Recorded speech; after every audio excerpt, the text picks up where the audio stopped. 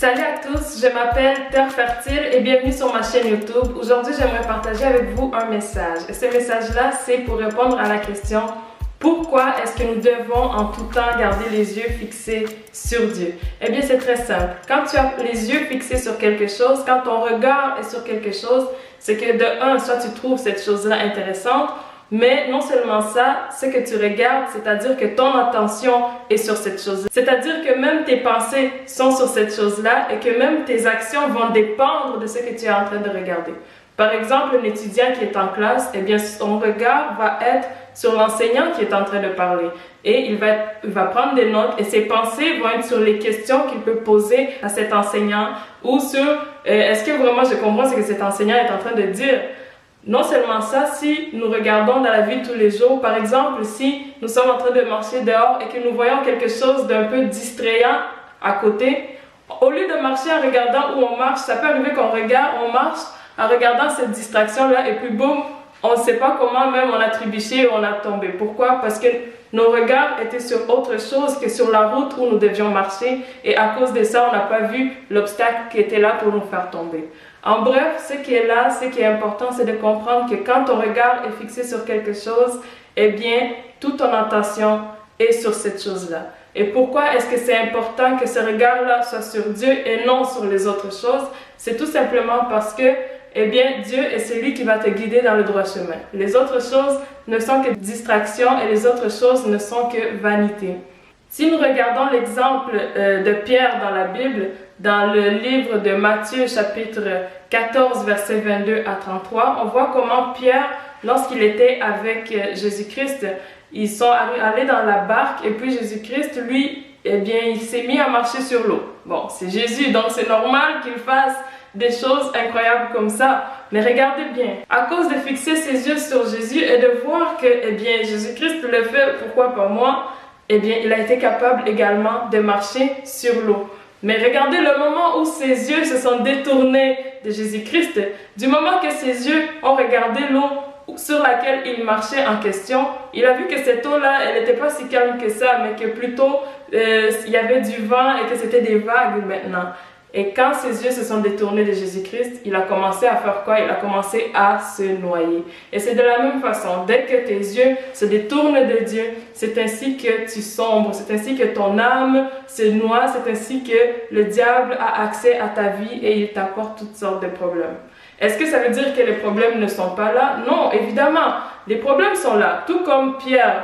L'eau était là, les vagues étaient là, sauf que tu ne les surmontes pas en regardant tes problèmes. Tu ne vas pas les surmonter en regardant les vagues, mais tu vas les surmonter en regardant celui qui a créé ces vagues-là et qui domine ces vagues.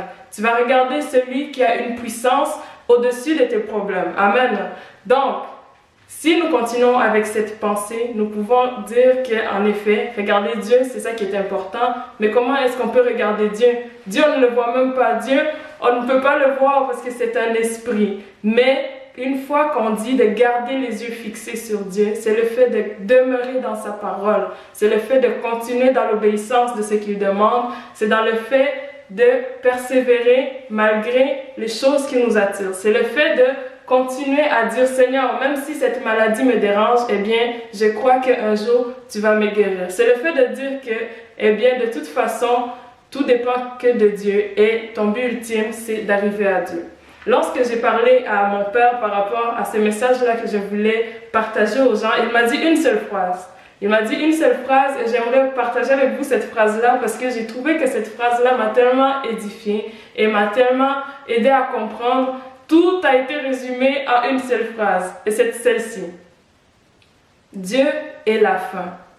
Effectivement, pourquoi fixer les yeux sur ce qui est à gauche, à droite, les choses qui vont passer, les choses qui vont être vanité, les choses qui ne servent à rien, puisque au final, c'est toi et Dieu. Au final, c'est Dieu. Dieu est le commencement et il est la fin.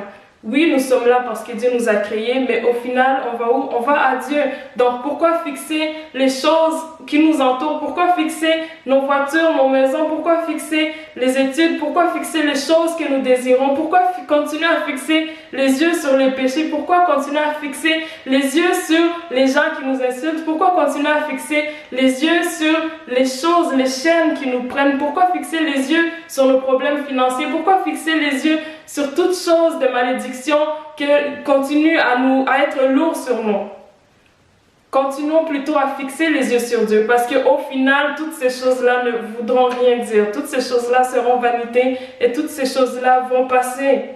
Alors, bien aimé, je vous dis cette parole-là avec un cœur lourd, parce qu'à chaque fois, je pense au nombre de fois que mes yeux se sont détournés de Dieu. Je me dis, aïe, aïe, aïe. Ça m'amène même les larmes aux yeux, parce que ça nous arrive tellement souvent de détourner nos yeux de Dieu, alors qu'il est la solution en toutes choses. Alors vous pouvez ouvrir vos Bibles dans Psaume chapitre 16 verset 8 qui dit que « J'ai constamment les yeux sur le Seigneur et à cause de cela je ne chancelle pas ». Donc en ayant les yeux fixés sur Dieu, c'est ainsi que tu ne vas pas trembler, que tu ne vas pas tomber.